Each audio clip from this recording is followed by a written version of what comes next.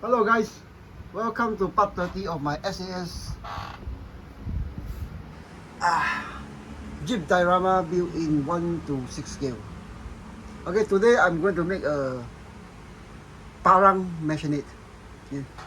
As you may recall from the previous episode, there was an X sticking out here, which it's actually super glue on, but from here or here, doesn't matter.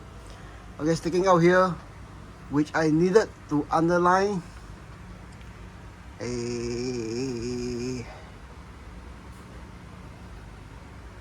this side. Okay, it serves as a good color to underline something like that. Now, as you may recall, in part 29, I was making gunny sack, and then I was talking about the green liner here, made from the tore off from the liner from underneath, from inside one of these sacks. Well, I can't find that. Okay, I can't find it. Then I came across a piece of shiny white nylon veil setting. I think it was a pouch from one of those maybe one of my wife or my daughter's jewelry. Okay. Anyways, I used that veil to line this one. This is gunny sack. This is a rubber 21st century binoculars. It's not plastic, it's rubber. Formerly all black. Okay. Formerly all black. Then right now, it's a silver and black, dirty silver and black with blue lenses. Okay. I still have the elastic cord tied to it, but elastic cords they deteriorated over time. They were just disintegrate.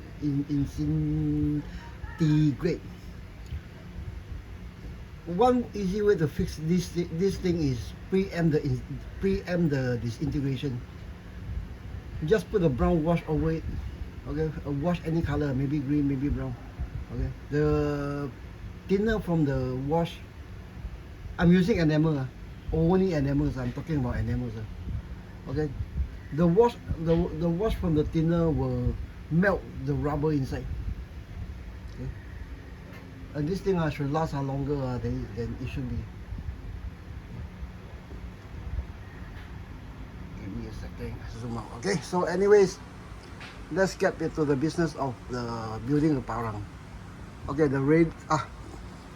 I should have done this thing off camera, on camera, but it's actually a very easy detailing job. Look at it carefully. There is nothing but what we call cords, webbing. Okay, this is actually like what I told you. This is not the DID item. This is an old green 21st century G.I. Joe thing. This piece is actually a rubber.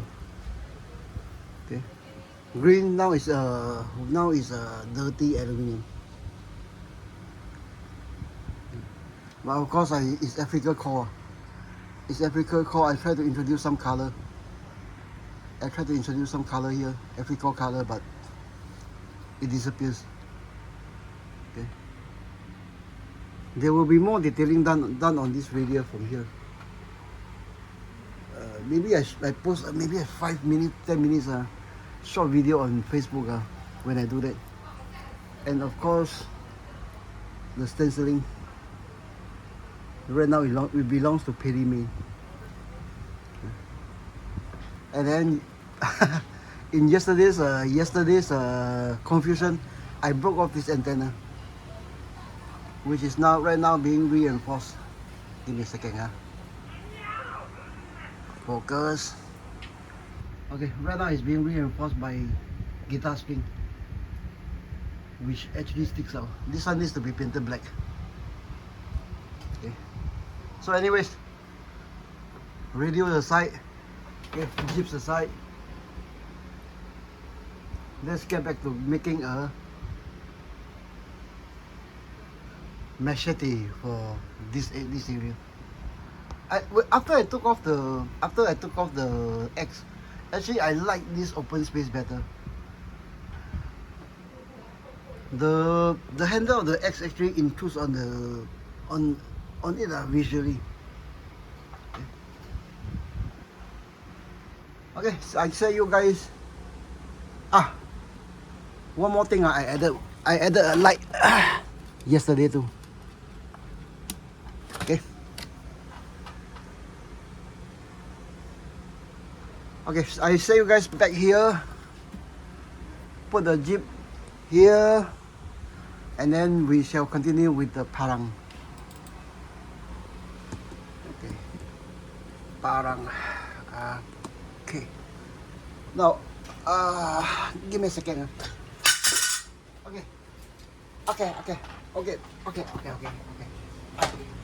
Sorry, out of case. Now, for scratch building, you need preferably you need a picture and a sense of scale. Now, Google Images, I find some Parang. Then I'm going for those older World War II type of non-factory produce.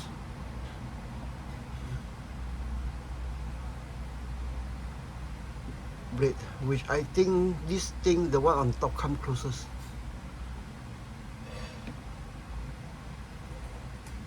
This one.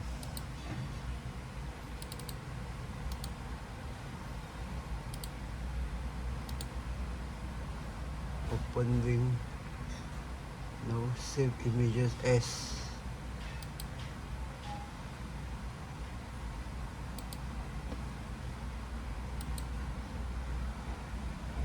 Where is it? I have found. It has gone missing. Okay, anyways, I don't think we need that one. Don't waste time on that. Okay, we need a general shape to that. But how long, how big? What are we going to make it out of? We are going to make it out of cardboard. Okay. Not cardstock cardboard, it will be cardboard. Okay. You can get it out of the box of the model, blah blah blah. But because this thing I have it handy. Okay. I have a whole stack here. You often see me using it when I'm painting. Okay, so we are going to make this into this general shape. But how long, how broad, how big? Okay. Okay, back on the perch. Let me focus you guys in.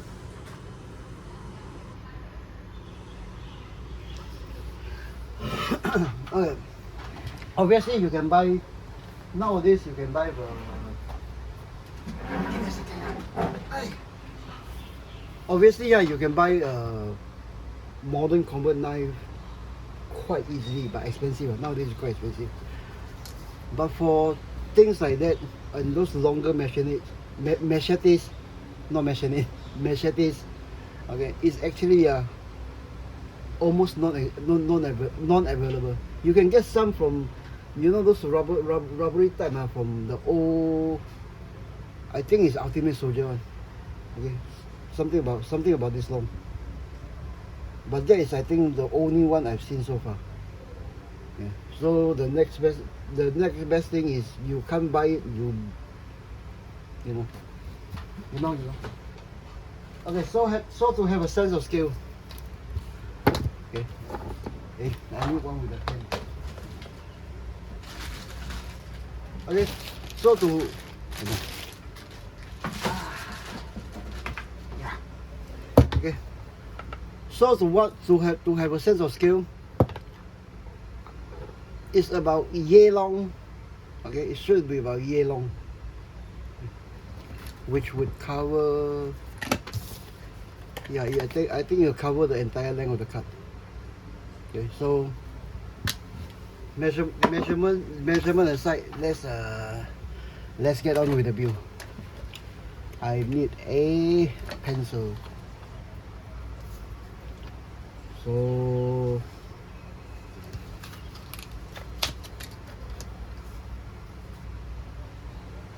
it's about like that, like that, like that. No, wrong. Like that, like that. Yeah, then the handles go like that. Comes down like that. It comes down to this full turn, flat up, something like that. Flat down. Oh, flat, no, not flat down. Flat in.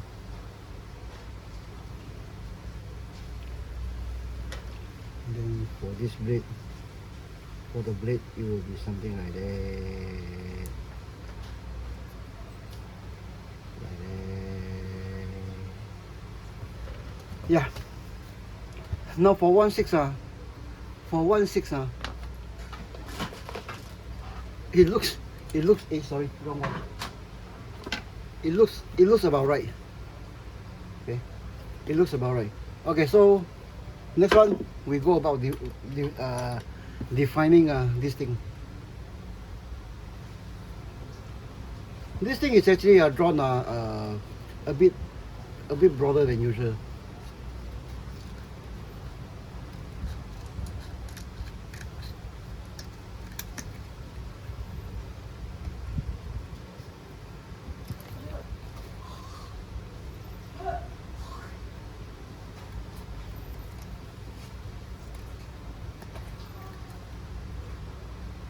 Did I focus you guys?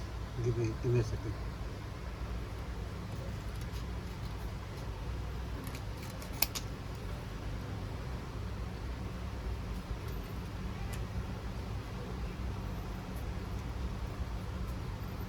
Okay, this is actually bigger than it needs to be, but you don't have to be precise. Just spray it by just eyeball the whole thing. Okay, it's actually bigger than it needs to be.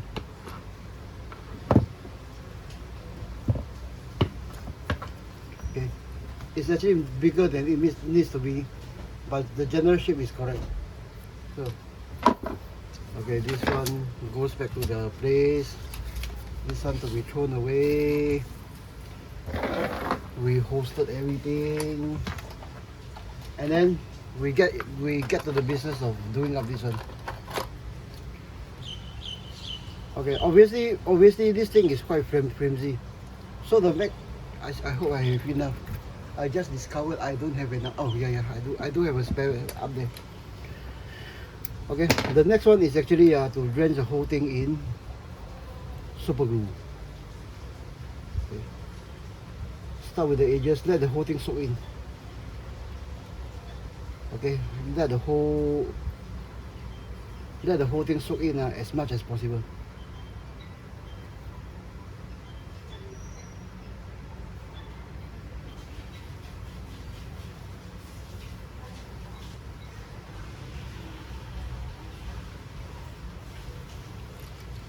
Now, if you have you know what, those lower quality cut, it will be better, because the porous material will allow super glue to soak in thoroughly.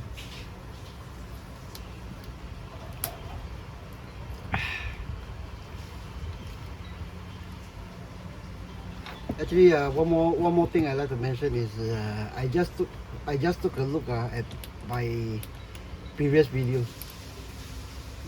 I cite yesterday's video example. I can't stand my talking. You know, I was yakking away, sprouting things that you know.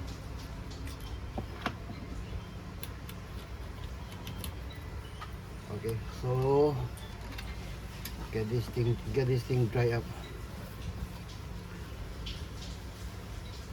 Yeah, I think I missed a spot here.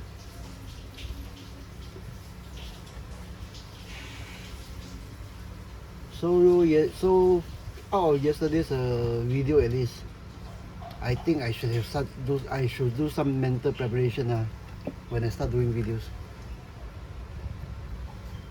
Usually for me, because my time is quite limited nowadays. Okay? I don't even attend to my Facebook pages, other than send out links on this YouTube, or take part in chit chats or whatever. Right now my time is actually limited. So okay, roughly like that. So to make up our time, usually I'll come back from work, I take a nap, or start work tired before work. And after that, I'll just hop on to the workbench and start the session without preparation. Most of the time without preparation.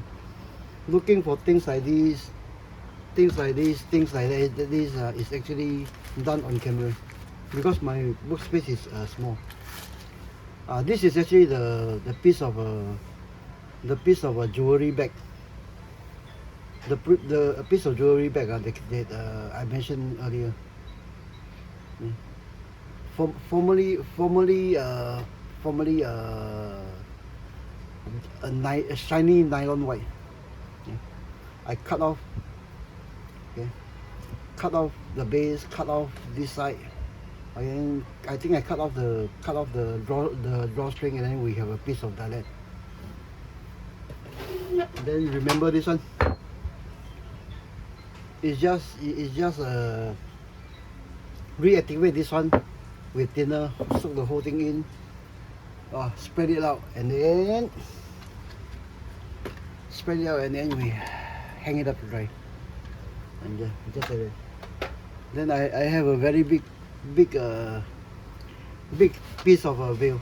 Now for this one, to get a camel is actually similarly easy. You just get a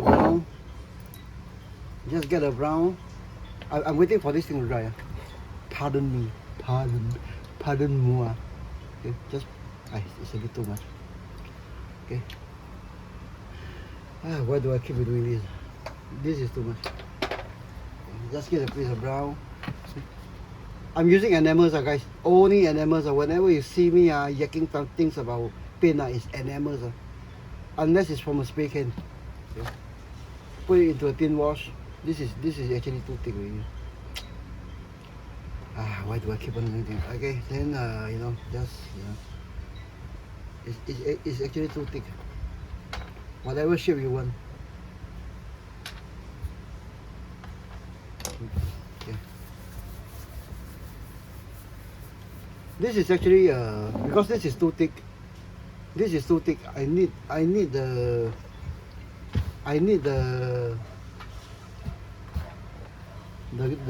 brown to spread over this one. Okay, which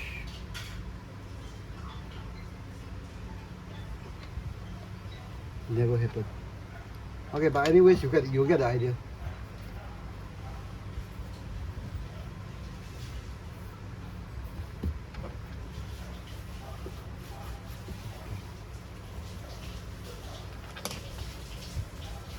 Yeah, I think after rubbing up, that's all you need. Okay, so anyways, you get that brown. Okay, sorry. Okay, you get that brown into the thing. It doesn't matter because things like that, usually you crumple it up, and maybe put it on the put it on the neck or something like that. Then the thing that I keep on telling you guys is actually rattle can nylon material. It will stay in the shape. Okay, which I won't show you today because today is a machete. It's still wet. It's still wet. Put this thing up to dry, and I destroy my.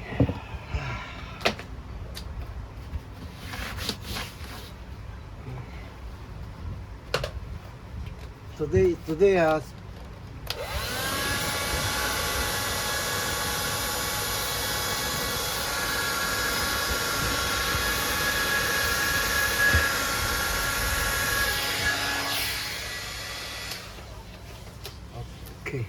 think we have it roughly.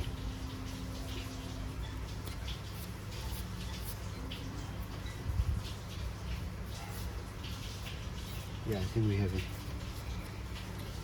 Now to get more, now to refine the shape a bit more.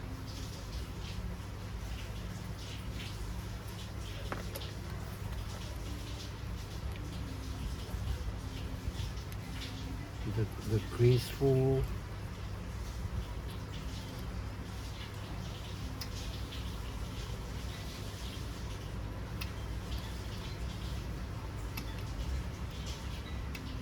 Now it may seem to you this is the extra step.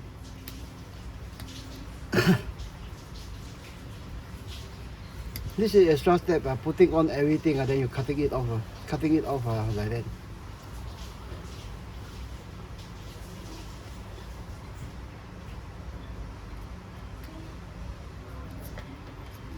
But you need layers of super glue to on top, and then the cut is not even smooth. Okay, you need layers of super glue on top. Okay, to strengthen this thing. So right now we're going for the ricasso.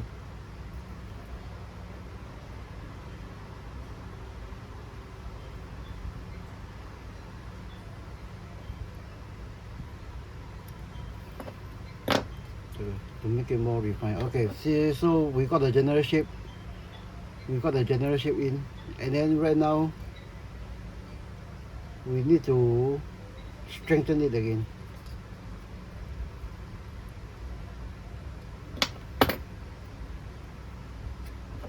Yeah. Now it's a bit more refined, a bit more graceful. Okay. Okay, right now we are going for the second layer of reinforcement with super glue with baking soda. Yeah. Okay, for let me talk while I cut. I know you all, I know I can't stand my own yakking, but let me talk while I cut today. Okay, so I think we got the general shape of the parang.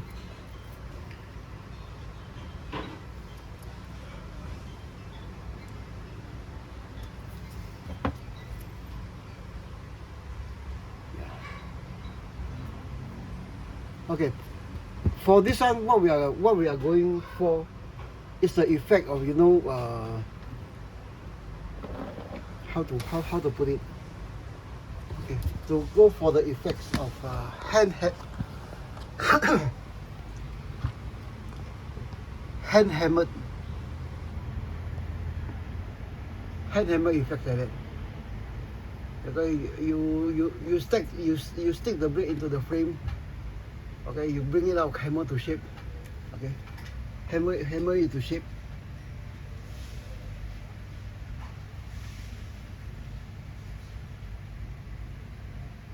Then the blade is cool to achieve the proper hardness level or blah blah blah. Then after that the roughness is all polished in. Okay, so remember the edges here is raw cut already.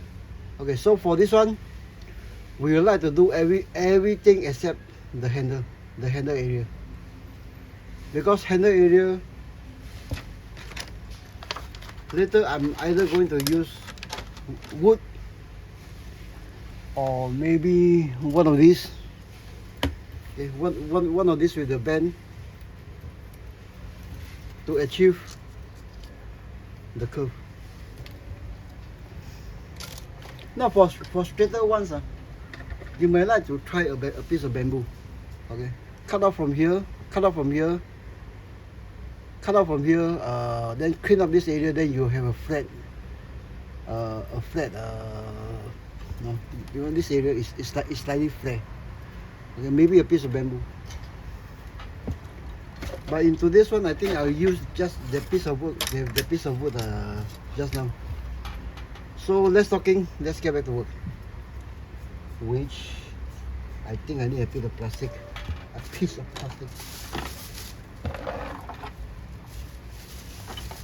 Give me a second, huh? Okay, a piece of plastic, something to weigh it because a fan is blowing from behind. Okay, so it's still very rough here, you see, the cut here. Okay, the cut here is still very rough. Okay, put away this one.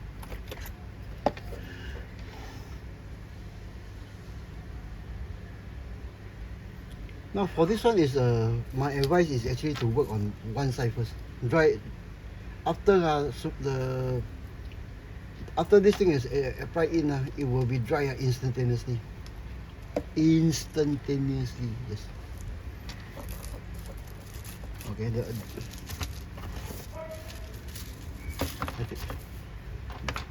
this is why you need a piece of plastic. Make sure the top part is evenly coated, but not the blade part, because I want more of this thing on top. Okay, for this one, I think you do have 1 or 2 minutes to work this one. Okay, I'm checking it against the light.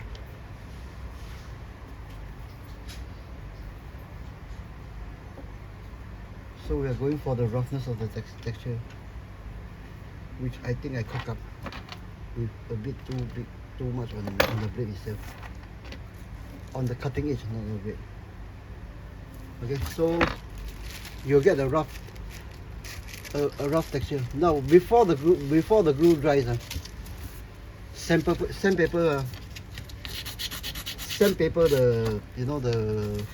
the top part where the hammering was done, and preserving later fall off.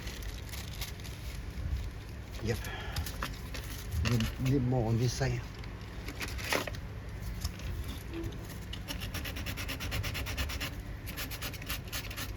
And then, of course, the cutting edge needs to be smooth.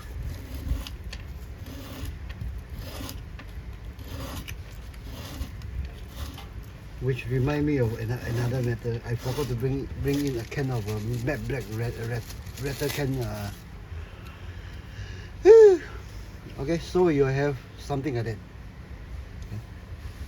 Right now, this part is still quite flimsy, but this part is start to reinforce already. So right now we are going to the other side. The same thing. Now this thing, like what I told you, is YouTube. I need to talk. I need to create content. But off camera, this thing can be done quite fast. Okay.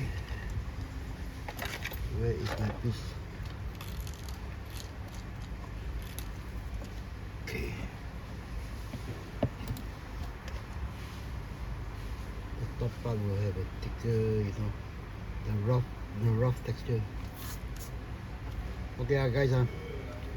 Later when this thing is still drying, I will go to the kitchen to get my bottle of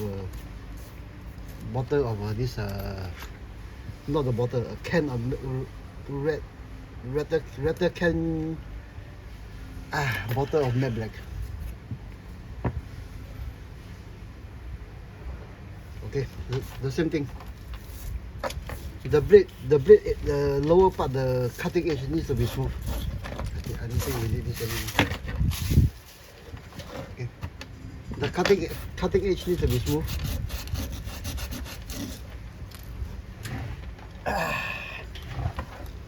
And then the jagged edge of the what we call the back needs to be smoothened out.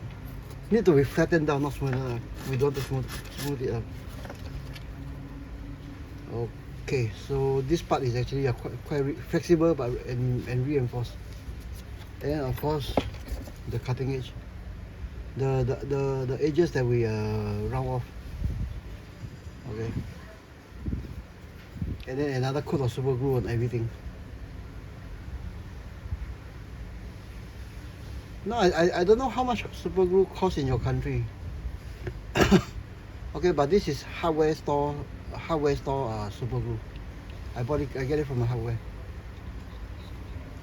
Used to be 150 per bottle a few months ago. So when the Ukrainian war kicks in, the price rose 2 times. Right now is something like $2 Singapore, $2.14 Singapore dollar, an increase of I think 30-40%. Okay, I let it dry. I go and get my I go and get my rattle can bottle, my can of rattle can matte black. Okay, give me about 30 seconds.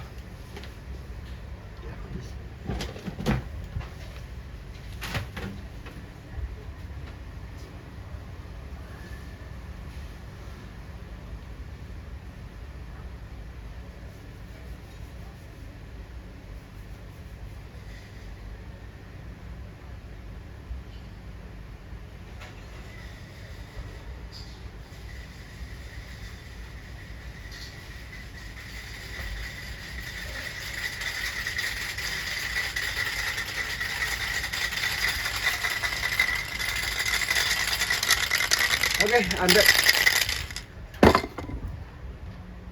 Yeah, it's still dry.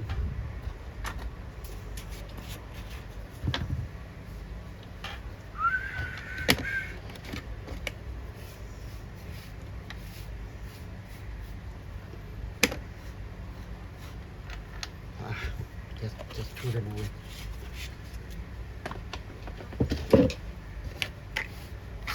Soda being soda is also one of the cheapest material, you know.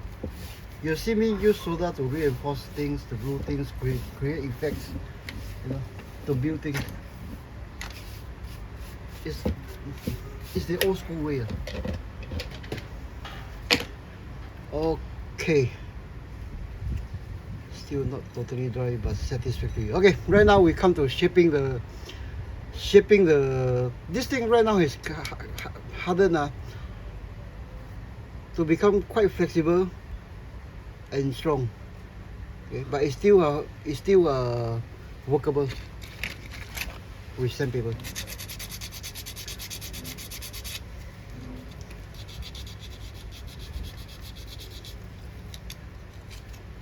Okay,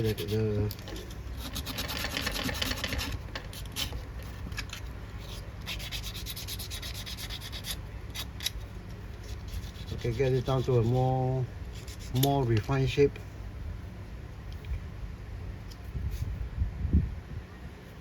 Okay, the cutting edge.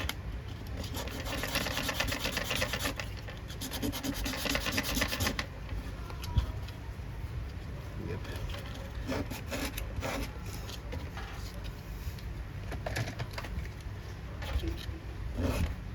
Let's go for a steady grind.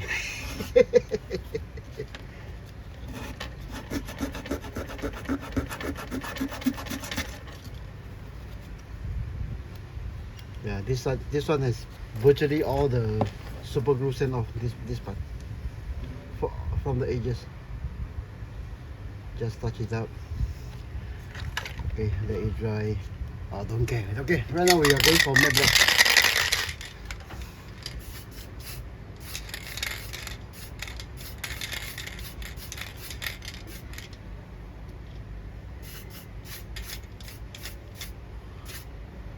Oops! Almost drop it out of the window.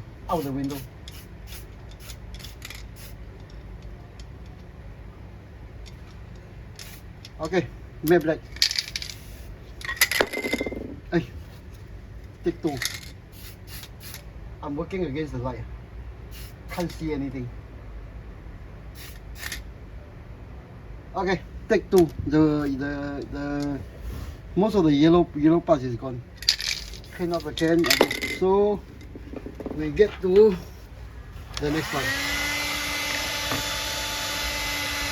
It has the wheel flying all over the place.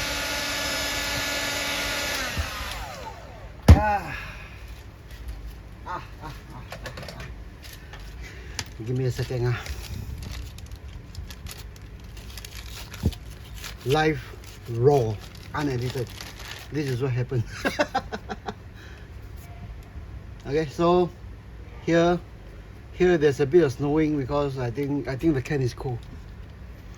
Then silver with a brush, with the piece of stock cut, which I use it to make this.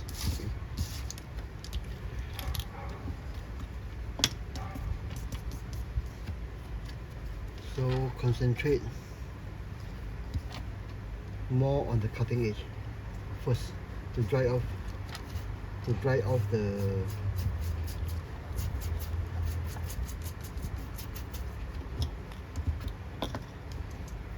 I think that's more than we need. This is Daiso paint marker. Okay, Daiso platinum paint marker, $2 each. Because in Singapore, the reason I don't have matte black is because Tamiya Singapore ran out of matte black for 2 years. I can't get any. And then this rattle can is actually interior exterior spray paint, multi-purpose quick drying paint. It doesn't even indicate if it's acrylic. You know, the only matte black I can find somewhere. I think I got this thing 1-2 years back when I couldn't get it from Tamiya Singapore.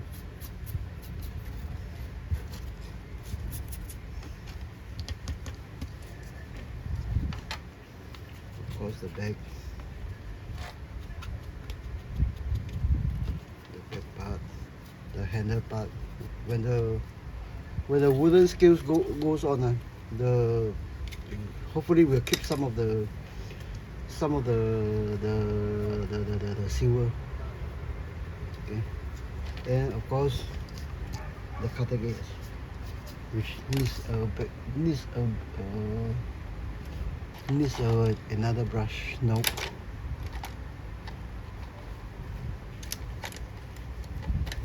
Give me a second, guys. My brush collection is in a mess. Okay, where's my almost? Okay, maybe we try this one.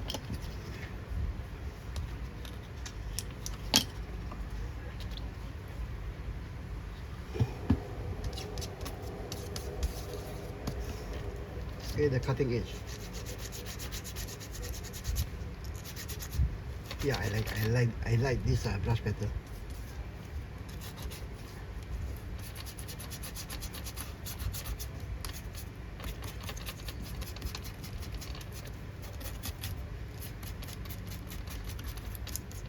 Okay, so we have something.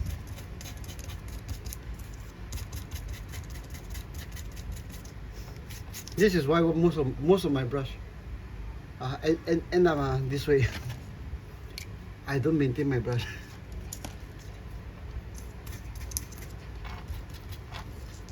I mean, if it's in another scale, I need to do it, but I don't find it necessary to do it 1/6. Okay, so bring you guys in for a closer look. So right now we get into something like that. Focus. Okay. Focus.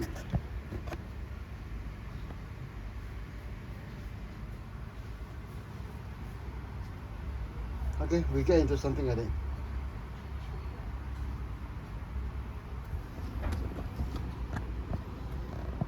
Did I put you guys too close to the workbench? Give me a second, huh? Let me readjust. Okay, so we get into something like that.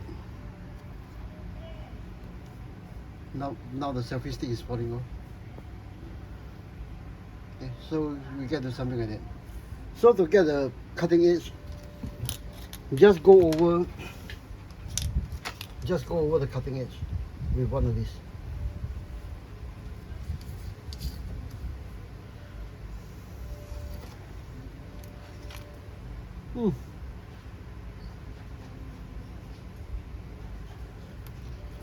Okay, so yours something like that. I got it destroyed. I shouldn't have done it over this one.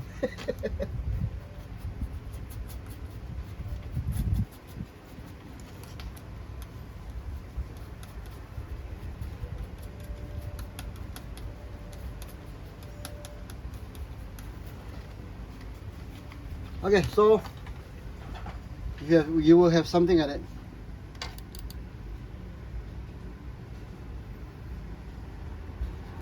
Focus. Please focus. Or maybe show this one. Okay, so you have something like that. But you get what I mean.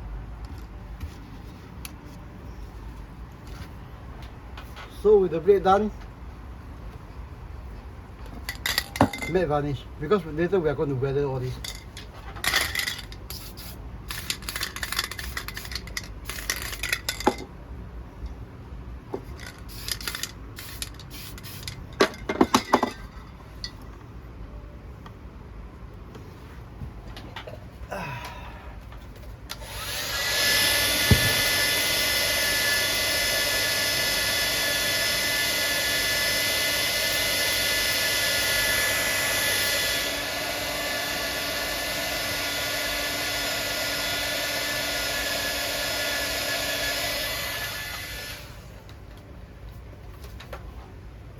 Okay, it's joined to an acceptable level.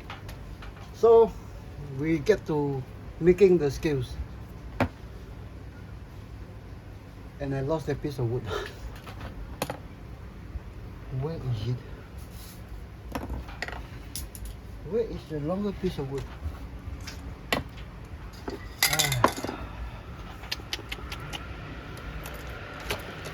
Yes. So we need this.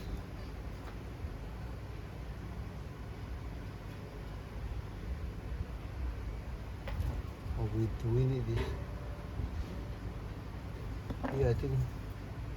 Okay, we are going for this. We are going with this king here. So we cut it roughly to shape.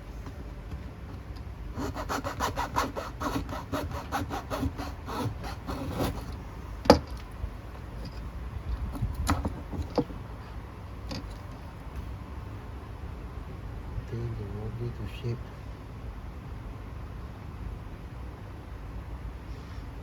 Roughly to length.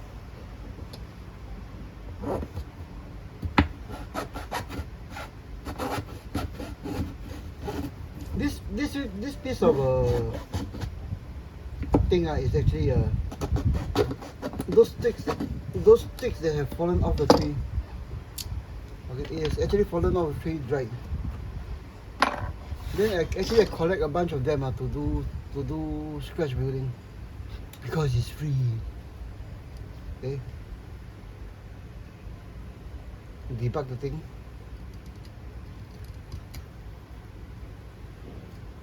Just simply because I like the color. I like the lighter shade.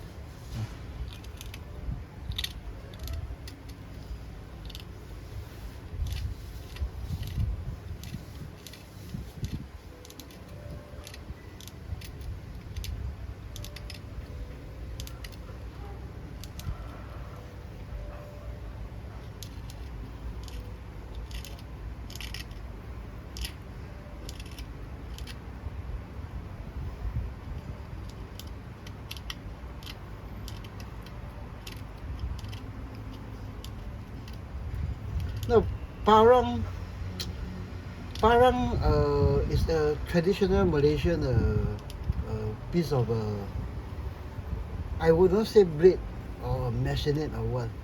It's a piece of traditional Malay tool. It's a tool. Yeah. Malaysian even today they have virgin prehistoric jungles. Even today, it's like Vietnam, Cambodia. Okay. There are locals. There are locals living in it. Okay. For all these things, don't throw them away. Okay. Put them one side to do diorama bases.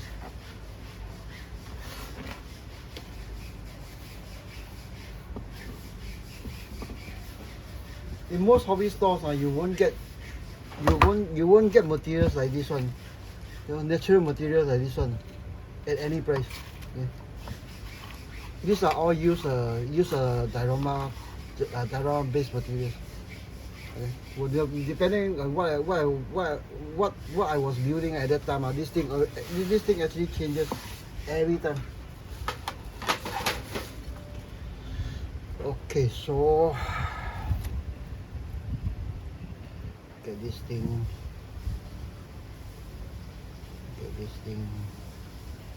Yeah, it's roughly where we went. Then we split the thing.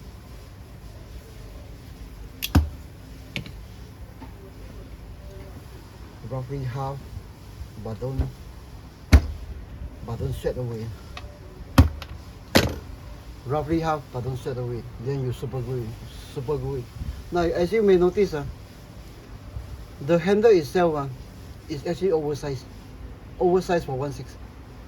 But after we do the scale, in, okay, this thing is not even covered. We'll shape it, okay. We'll do it like the real thing, or from what I can see from the YouTube. Okay, is this the correct way? This one, this way.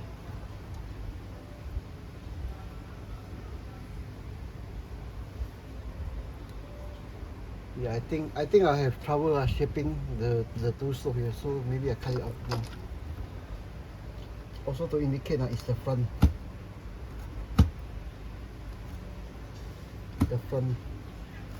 Okay, you see? Using natural wood right now immediately you have two colors already. Can you see? Is it focus? Okay, right now already you have two colors. So is this the correct way? Yeah, I think I did the right thing to get the correct the proper orientations. So yep. So this thing like that, the curvature goes in nicely. Okay, so for this one one would advise you only have one chance okay. Porous wood and super glue they won't take super glue a second time. Just one chance only. Second chance you can get it on, but the joint will be brittle. Get it a bit more flattened out, but let's not go crazy over it and put over a CNC, Okay, all this later will go into that box that I show you. Okay, roughly like that.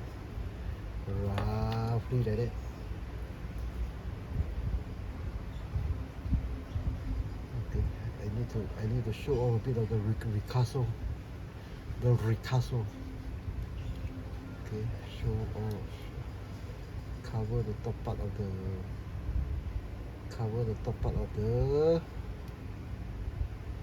go down. Okay, then we super glue it together.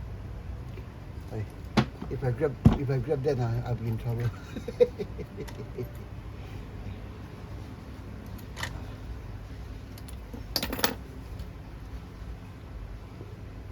I drop a super glue here. Okay, I drop a super glue here. I drop a super glue here. I drop a super glue here. Here. Here. Here. And then we pinch it.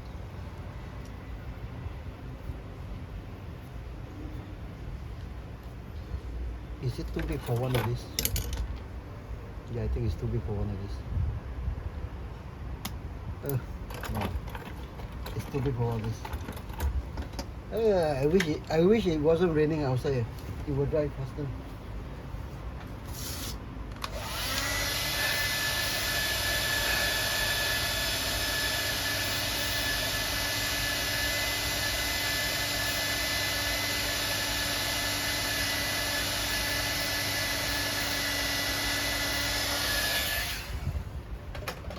Okay, so right now we are into the carving stage.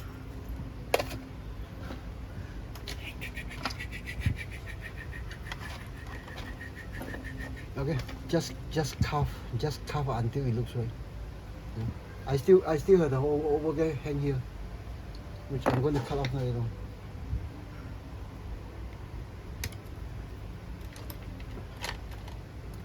So reference the picture again. Where is the cursor?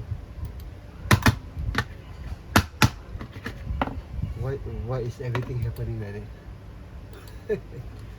Okay, so right now we carve out the excess and try to carve in some shape. Remember, this wood is dry. And then it's actually a very soft wood.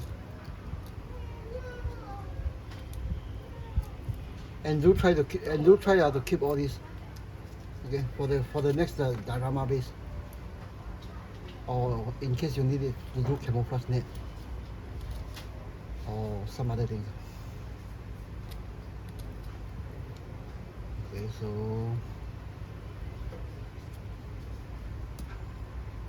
not as knife machete go. I try to go to do it to be visually as elegant as possible. I mean by the shape.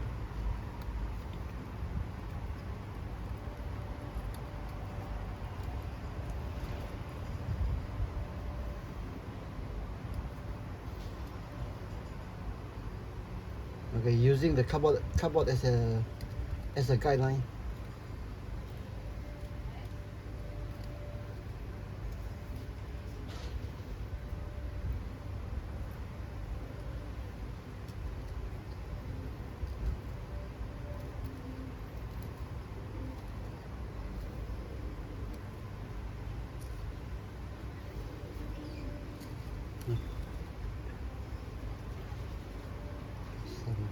Some of it to smooth out the, you know.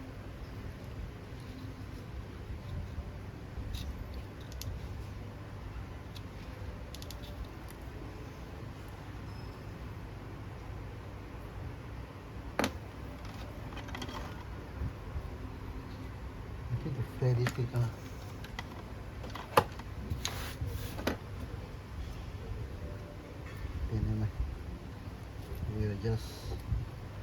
We'll just do the back part when it comes after when it's needed to. Okay.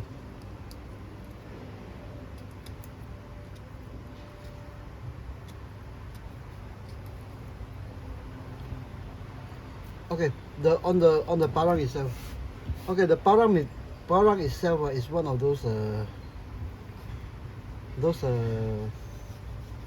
one of the great survival blades in the world. But of course, in the world before pre-internet, okay, you see guys like Really Big Monkey One harping on about the parang, all this. But parang is actually one of the great survival blades in the world, very well known. Quite simply, is because when Malaysia is still a British colony, The British Army actually learn a lot of these jungle skill, jungle survival, jungle skills from the local primitive tribes. Okay, those those killer jungle welfare move or all these things. Okay.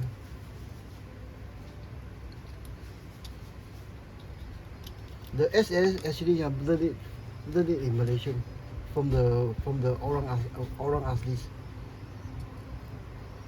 from the primitive tribes.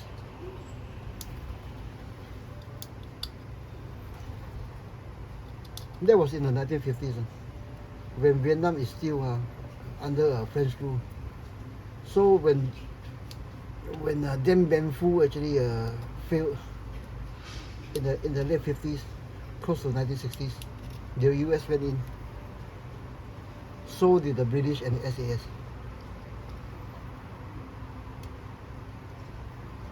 I won't be surprised if the SAS actually taught the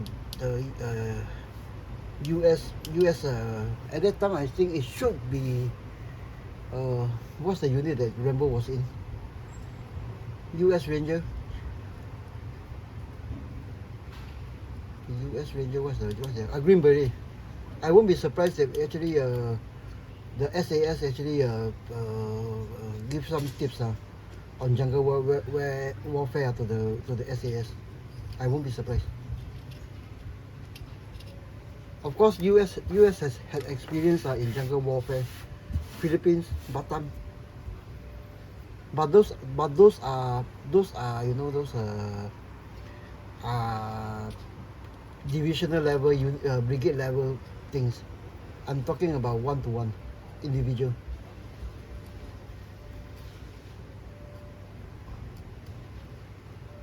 But of course, normal units. They do training, and then the warfare. The Malaysian emergency is one example.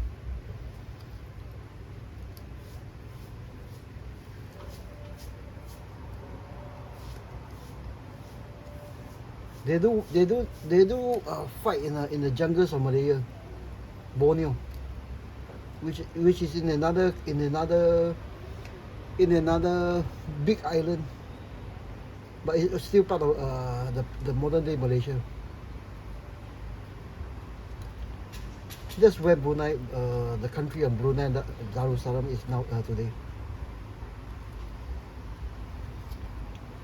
Okay, so we get into something like that as we yak along and then proceed along.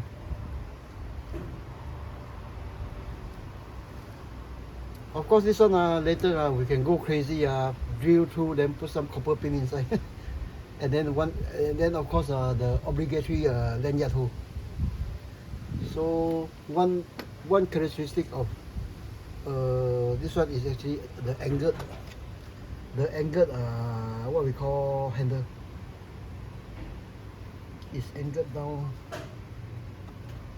something like that.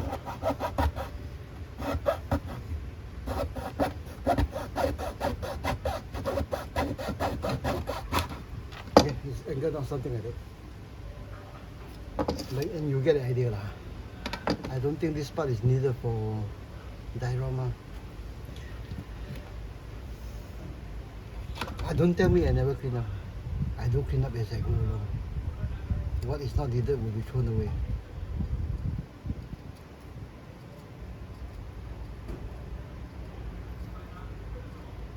Now actually when back to my yakking about the Parang. So naturally when the Australian New Zealand forces together with the British forces went into the jungle, those standard equipment they have may not have the suitable kind of machete to clear off the jungle to do the proper work. And it's very natural seeing the local work with their indigenous blades. I'm going to destroy the blade. we cut from this side. Okay, it's actually very natural for them to you know pick up the blades and use it themselves. Then the Caucasians, being Caucasians, they may give some of their requirements and ideas on, and their requirements, I put it as requirements, so maybe the blacksmith are working on producing this parang. I mean, that's a natural way to do. Nowadays I do it myself also. When I need something, I mean, no hobby. Okay, when I need something,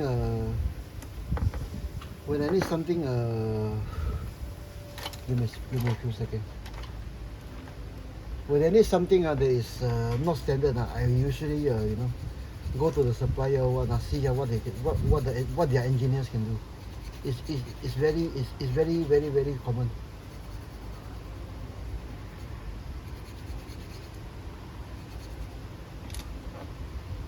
Yeah, I think it's the shape basically is okay, but it's still too big. Then from what I know, but Parang have basically a round handle. I don't want it to be slab-sided. And then I will just continue covering and see what happens.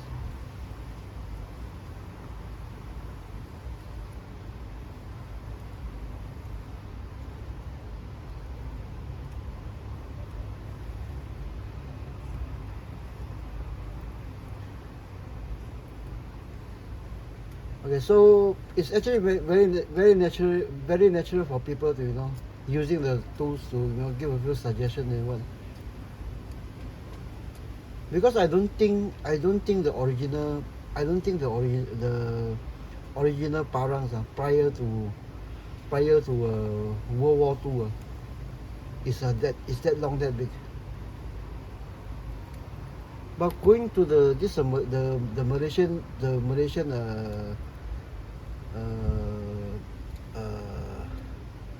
guys what we call website, I can see they are producing big long ones, big.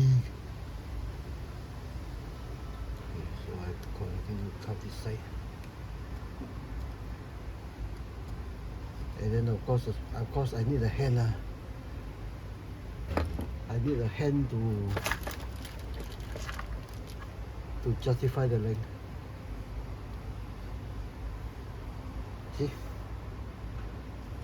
I just eyeball everything. So actually, I basically got the handle size right. It's just the shape and the thickness.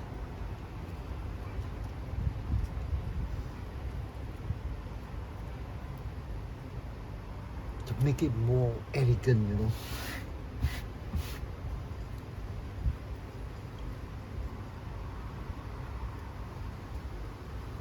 So I think basically, yeah, I think maybe a bit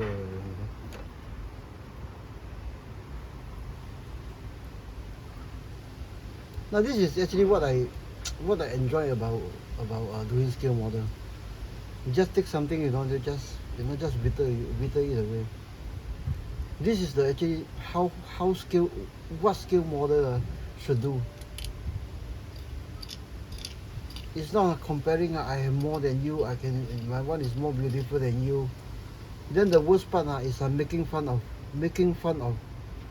other people's work, which actually on Facebook, YouTube, some of you guys have seen me doing. No, not see me doing. See other people doing. Then and I came down very hard on them. To those that poke fun at other people's other modelers' work. Some of them, they are not modeler themselves. I seriously, you know, I will do it to extent I got myself banned from Facebook, or they stop my service. Facebook stop my service. I'm not kidding.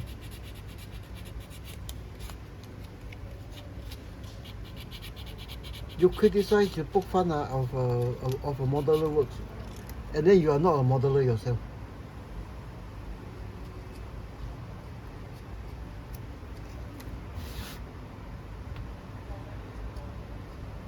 But this is actually what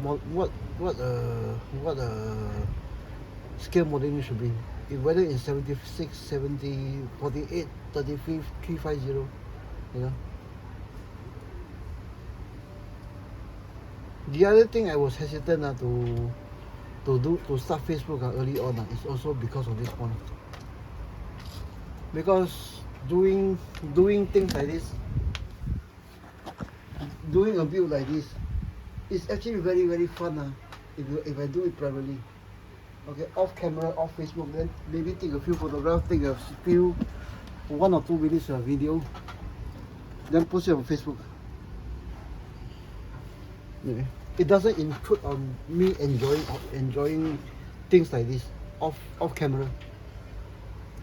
But on camera, especially in videos like that, video like this, is different.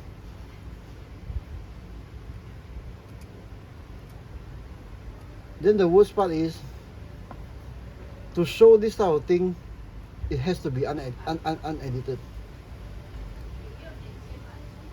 There are tons of people that you know, those on whichever subject, whether it's car repair or, you know, tons of people that actually do editing. The worst part is no smooth editing, you know. Whatever crisis takes half a second to solve.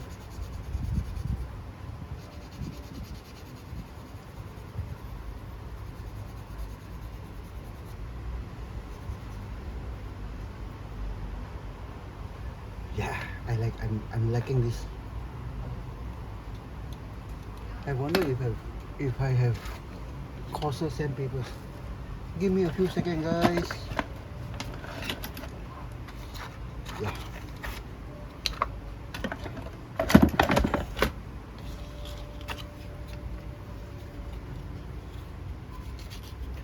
Then the thing about YouTube is, if I don't edit, the hours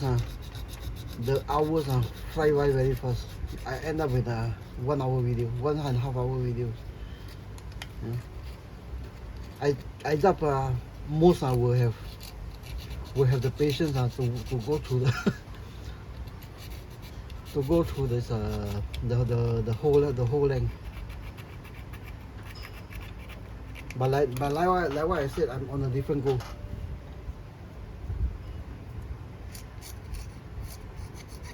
The 1/6 military community is not that big anyway. Yeah. Right now it's shrinking, and I think it's dying. It's dying off. So this type of video actually will be there. Hopefully forever, as long as there's YouTube. So that maybe one fine day, some 1/35, 350 scale modeler will want to do 1/6, do some research on YouTube. Then maybe come across one of these. Now for them actually doing, for plastic modelers, doing things like this is actually the norm back in the old days. But after the cottage industry of this, you know, aftermarket parts, hop on the bandwagons, things like this actually die off mostly. I mean, nowadays, even for those plastic scale, I don't see many using PVA. This is actually one of the mainstays of a plastic scale modeling. Before I stopped plastic modeling in 82, 83 or 84. I can't remember. Back then, this is actually one of the mainstays, one of the main item everybody uses. The other item is of course this one. After this thing came on in I think 1985 I think 1983, 84. After this thing came on, someone in US hit on the idea of adding this one to this one. This is not my idea, no? In case you are new to this type of method, it's not my idea. At that time when super glue or CA glue came out, you need a kicker to dry.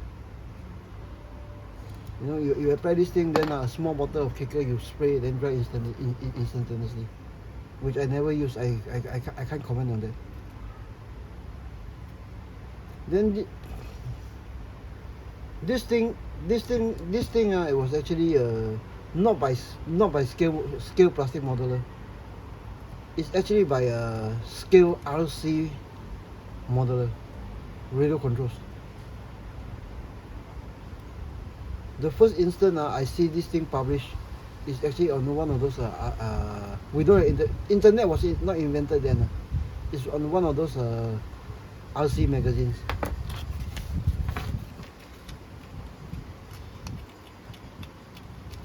Then of course, when we are playing planes, helicopters,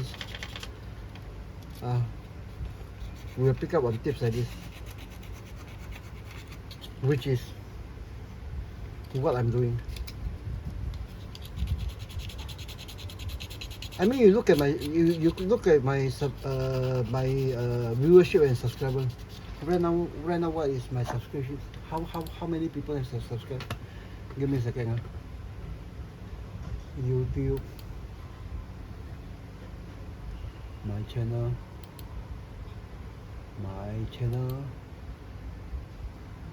Okay, right now I have 106 subscribers and how many videos I have?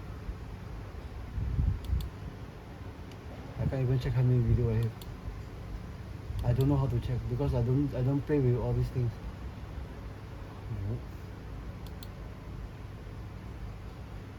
I don't know how many videos I have. But I have 106 subscribers, which is about correct for the 1/6 military community. Now on Facebook I have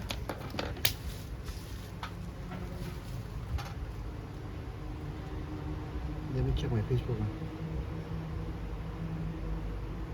Okay, on Facebook I have 887 members, 887 members, mostly on my posting. Okay, mostly on my posting. I do some last time when people share to my Facebook, I post them here. But because I'm running out of data nowadays, I don't do it. But even those are very few. 887 members, mostly on things like that. Very few are other people's posting. Now, out of the 888 members, 106 are made it to YouTube, which sounds about right. Okay, because I gathered in my monkeys years in not monkey years in the 2-3 years in Facebook. 1/6 community, whether you are doing 1/6 war vehicle, RC war vehicle only or whatever. Military, I'm not talking about those Marvel. Those are in a different, I think in a different market bracket. 1/6 military, I think only worldwide numbered only about 2,000-3,000 active. Okay, active. I'm not talking about those, including those that may have played once, may have collected and built 1/6 previously, but now they have stopped. This is worldwide, about 2,000, including in China, where this thing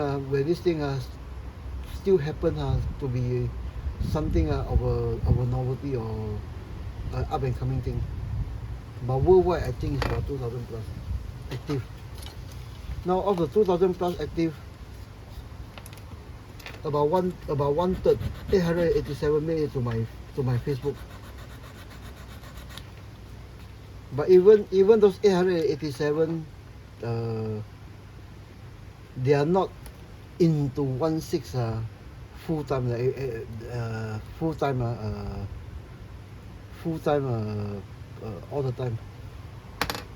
You know, it's just that when they are maybe they are in a submarine for ages, they got maybe a few months off time, break time, R&R. They'll pick up a kid or two, then you know. But I mean, if you are in a service, there are better things to do. Like, come on. You get what I mean? 1.6 is actually, in my perception, is 1.6 is on the decline. 1.6 military. Doing this one, pushing out on the internet. I don't know. Maybe it'll die off, then it's no longer relevant. Which what I was harping about this, you know, this hobby pin, 20 cents hobby pin a few episodes back. Okay, let me do the left equals to right thing.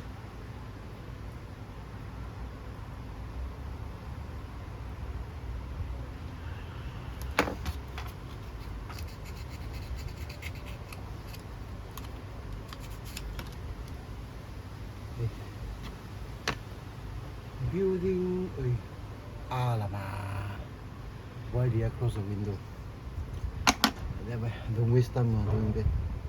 Okay, so basically you'll end up with something like that. Where is the hands? Where is the hands? Okay, end up something like that.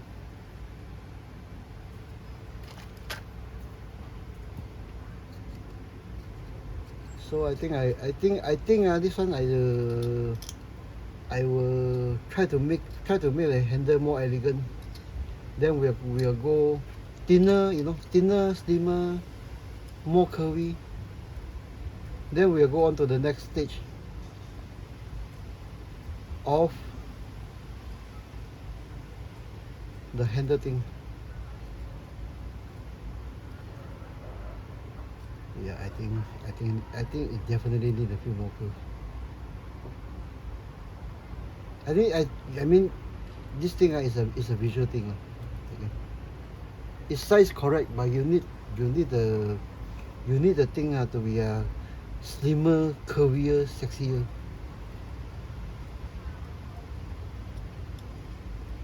I mean, this thing is you know, in World War II, it's a tool thing. You know? It's not a weapon thing. It's not a, you know, something you carry on, unless you're royalty. You carry on maybe a crease for status symbol, or self-defense, all these things. But it doesn't happen in those days. Trust me. Yeah, I think we introduce a bit of curve here.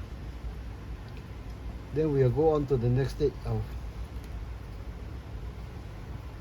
doing this thing. Okay.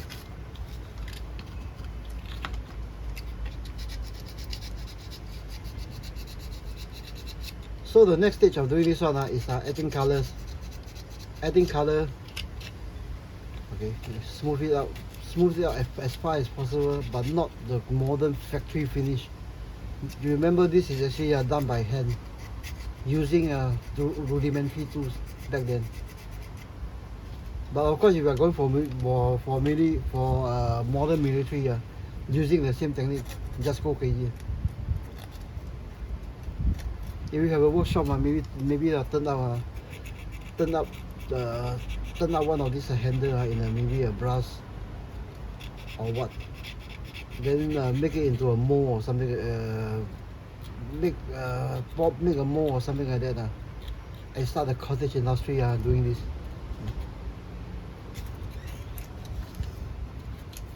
This is what actually the other skill modelers do. Okay, so I'll call this thing good. So there's a lot of so in my okay. Keep this thing for future diorama. Where is the brush?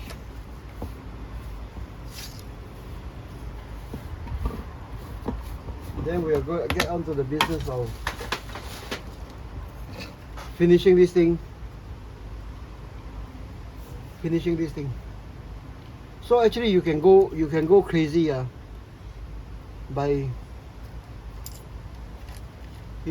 getting a piece of solder or what drill 2 hole, then that never mind, I show you. It will take more time, guys. It will take more time than usual. Okay, but have patience. Okay, we'll go for this color. I won't show you any color, what the number is, because it's not important. I always say it's not important, because it's the color that I want. Okay, if it's not satisfactory, maybe I mix it with other colors. Okay, make it into a wash.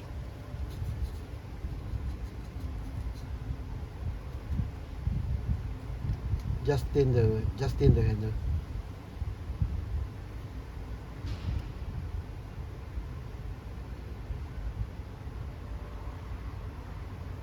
Even this is too thick.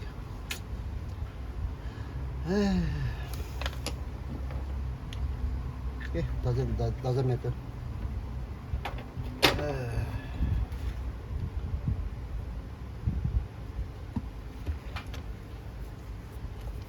Pull some of it off.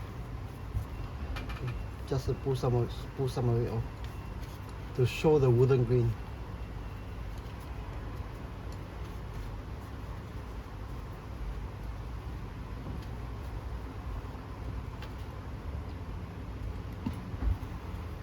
If the wash just now is almost to a water consistency, with maybe a few drops of the paint, it will turn up like that. Okay. But you get what I mean. Okay, so we go for the next step. Putting maybe a lanyard or maybe the pins on. Bear with me, boys. We are going over the hill. So 2 pins, which will be made of solder. What size I don't know, because I don't know the size of this one. Okay, 2 pins. Yeah, it looks about right. Or maybe, yeah, it looks about right.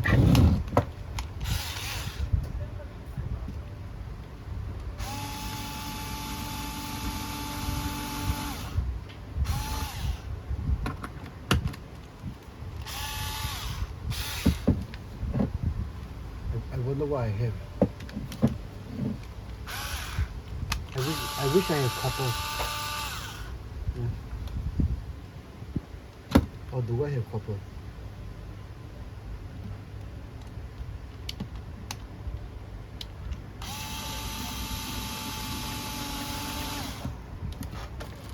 I wonder what I have.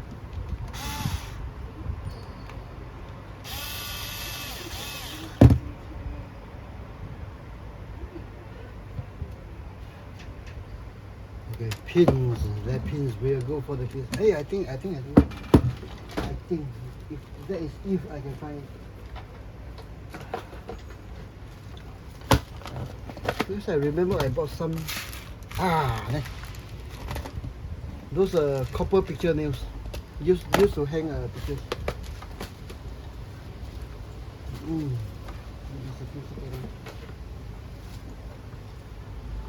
So the Jeep oriented this way. This one will go from the outside.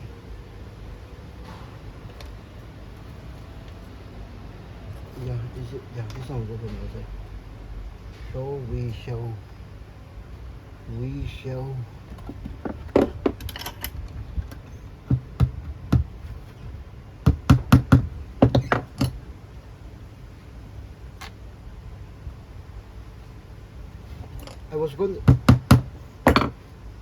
I thought that I was going to use solder.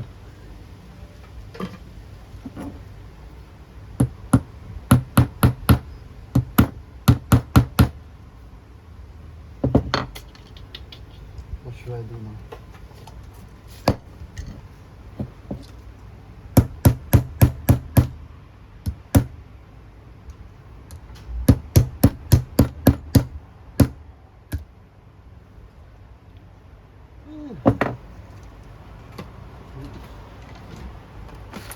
came up with a new set of problem. I come up with how to cut this thing. I don't have the copper, those frost nippers.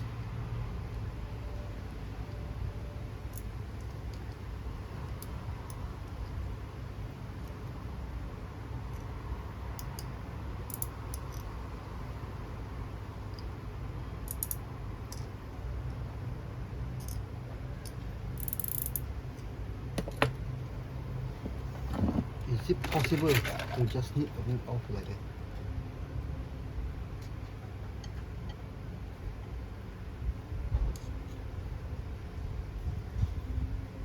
Yeah, I come up with a new set of problem.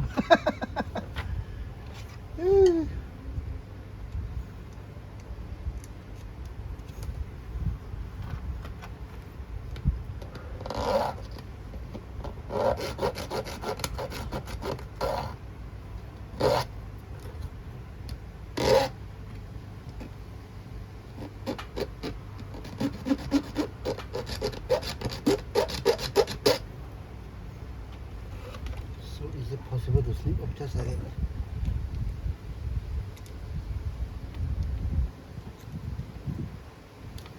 Yep. I think save the new clipper, just get something to just score it, then you can snip it off. Okay, snip it off. Then we continue solving this problem of hammering the head in.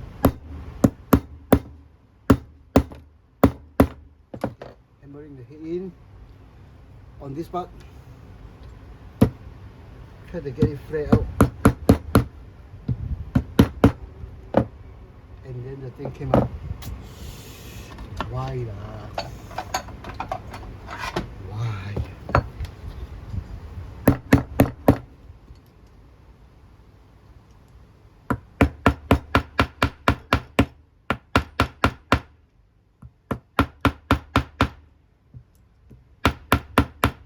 Okay, so down to an acceptable thing.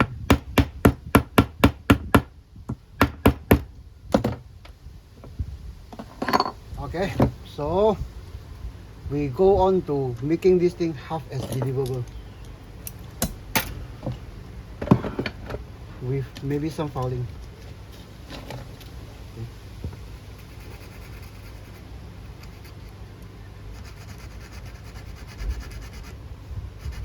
And we need to make a lanyard hole.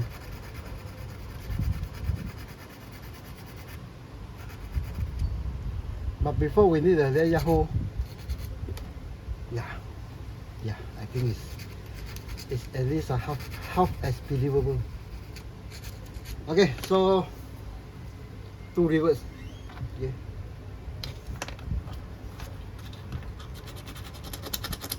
Continue making it slender, curvy, sexy, and then we add super glue again.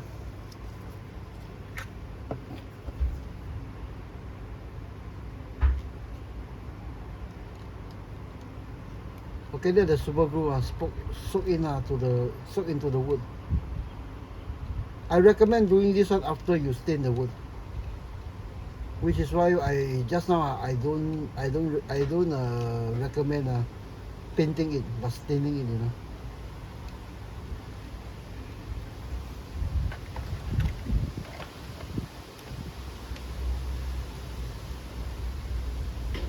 Okay, let the thing dry. Let the thing dry. Then we'll drill a lanyard hole. Then we'll weld the whole thing.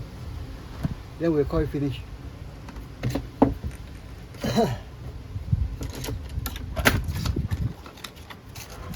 I think I need to find a place to keep my sandpaper standing. I always lost my sandpaper. Of course, you could use ice cream stick for all this, which just now I was planning to do. Give me a second.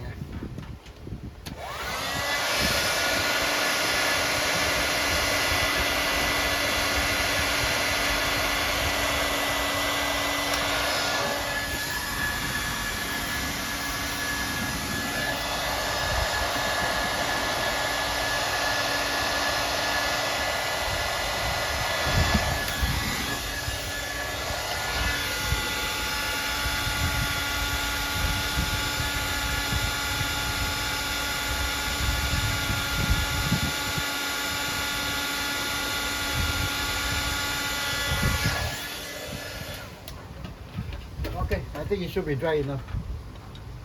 Yeah, I think it's still damp, but it's dry enough. Hard enough to do the lanyard hole. But where shall the lanyard hole be? Shall it be on the upper part or the lower part?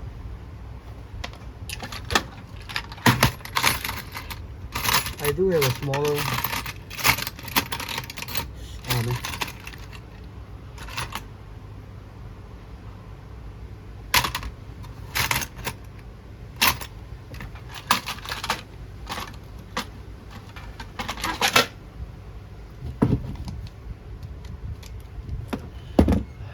like that.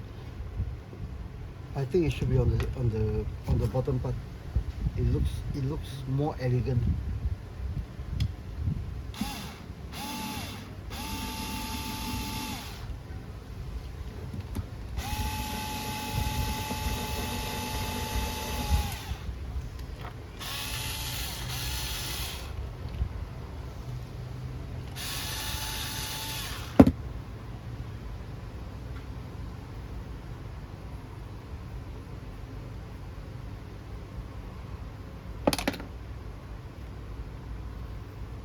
Yep.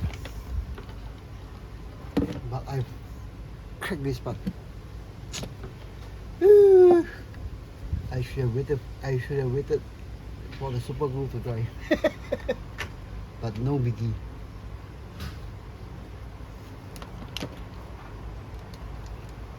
Okay.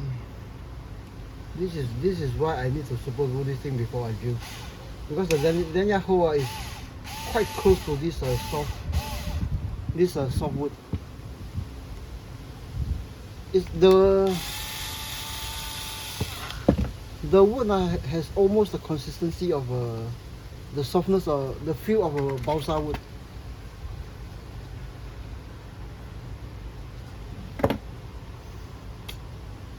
Now I created a bigger problem for myself, which is the joy of scratch welding things.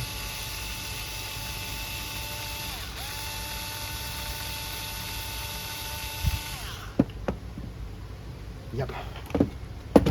So we get back to the problem of fixing or smoothing out the part that is cracked.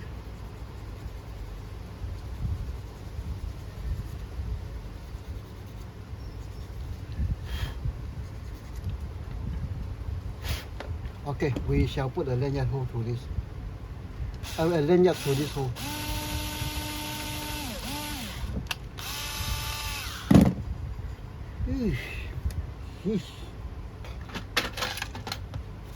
Okay, the way to do the way I do to thread, to put the thread into this hole is actually super glue the tip.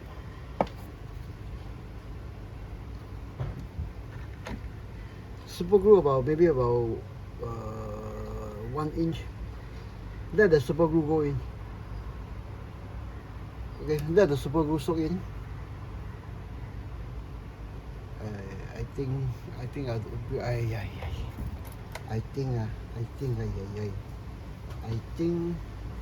I will cut off more than I need. Let this thing dry. Then super glue soak this part and keep this.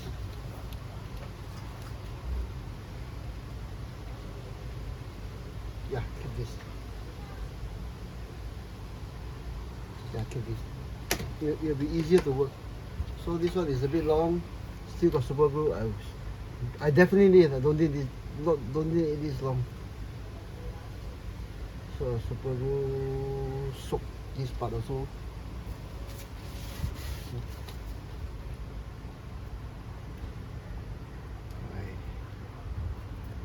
Stupid weather. I thought it was sunny.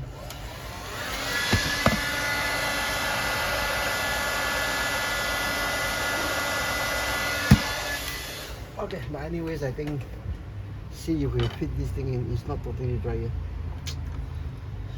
And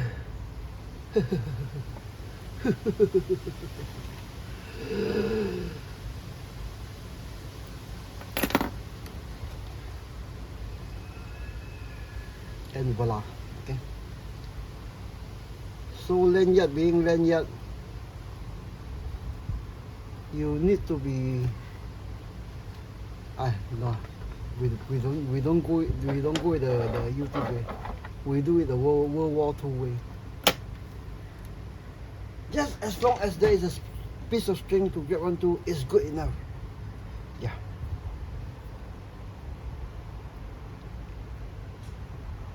And then we'll weather this thing, and then we'll call it good. Okay, end this episode.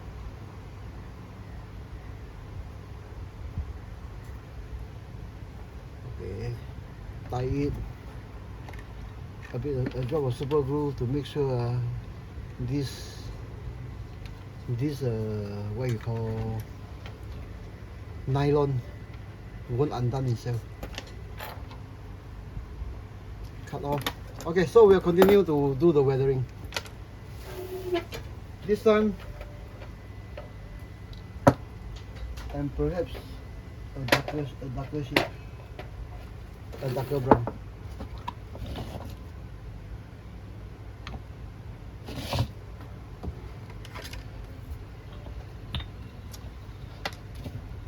This thing light enough. Yeah, almost invisible. Okay, then this thing.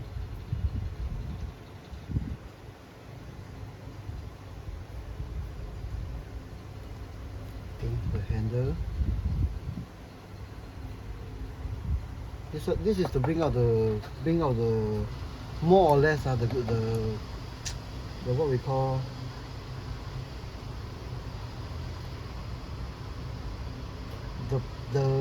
the shadowy part, like the lanyard hole, the two pin, the hole surrounding the two pins,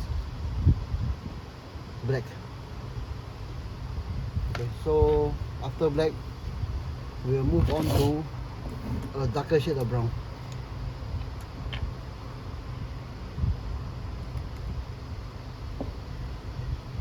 Yeah, which is almost invisible.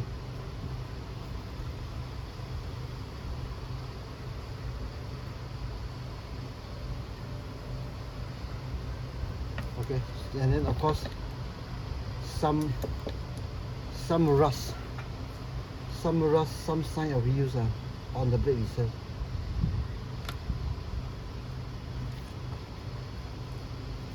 But not on the cutting edge.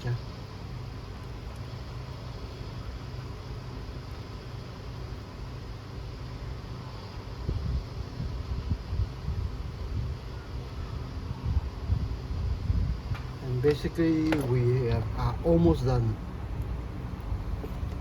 Okay, we are almost done.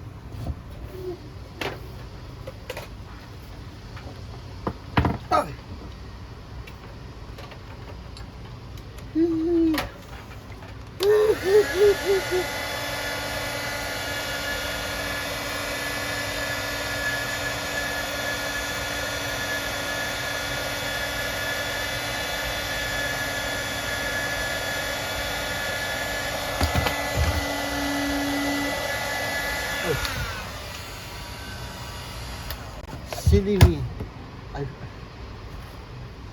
forget about the lanyard.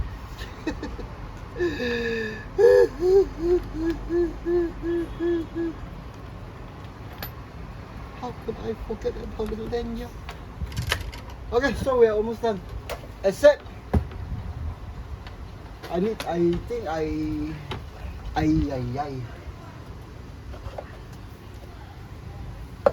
some gloss over the handle using the same unwashed paintbrush. Is it this one? Yeah, I think it's this one. The same unwashed paintbrush. This is actually acrylic Retacan gloss. This is matte varnish. On smaller surface it will work, but don't try this all over your maybe the ship's hull our vehicle. Smaller surface like this. Sometimes I use it on the weapons also. Why weapons? Because you need the sheen of the shiny sheen of weaponry. You know those mystique, the mystique, the shiny mystique of weaponry.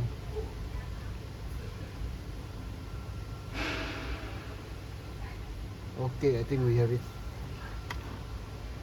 Let me keep some of this stuff. I need to wash this one because some things you can't avoid. Washers, I'll just check it out, but not varnish. You permanently destroy the brush.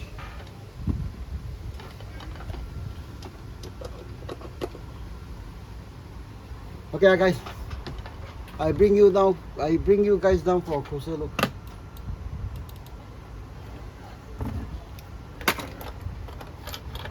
I bring you guys down for a closer look.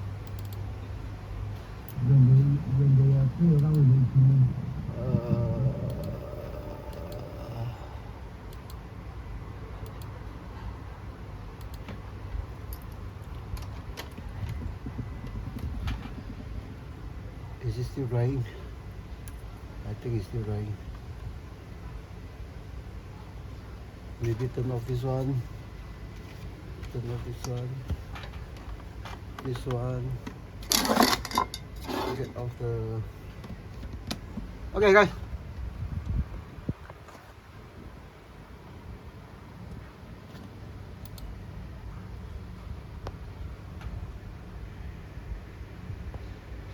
Here is the finished product.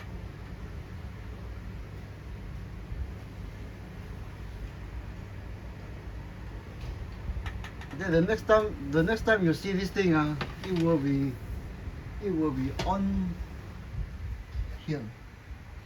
Oh, for the heck of it. Okay, the next time you see this thing,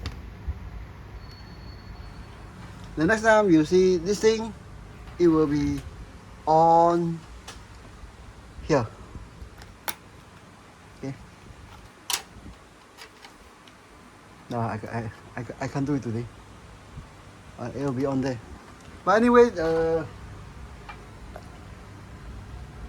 an easy build. A Machete. This one a Parang. A 1/6 proper size Parang.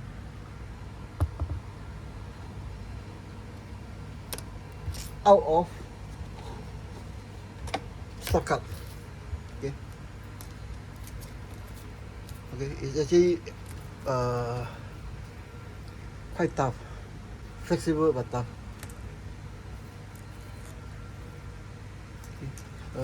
Let me get a hand. I keep losing my hands. Okay, it's roughly the correct size. But anyways, here is the finished product.